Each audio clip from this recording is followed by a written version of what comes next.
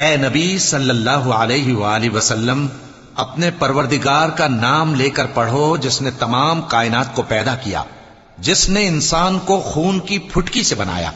पढ़ो और तुम्हारा परवरदिगार बड़ा करीम है, जिसने कलम के जरिए से इल्म सिखाया और इंसान को वो बातें सिखाई जिनका उसको इल्म न था, मगर इंसान सरकश हो जाता है इस बिना पर कि वो अपने आप को बेनियाज समझता है।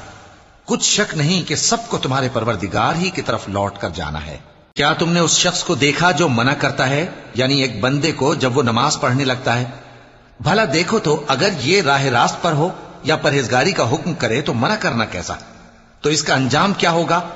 जरा देखो तो, अगर उसने दीन हक को झुटलाया और उससे मुंह मोड़ा, क्या उसको मालूम नहीं कि अल्लाह देख रहा है? देखो, अगर वो बाज ना आएगा तो हम उसकी पेशानी के बाल पकड़कर घसीटेंगे, यानी उस झूठे खताकार की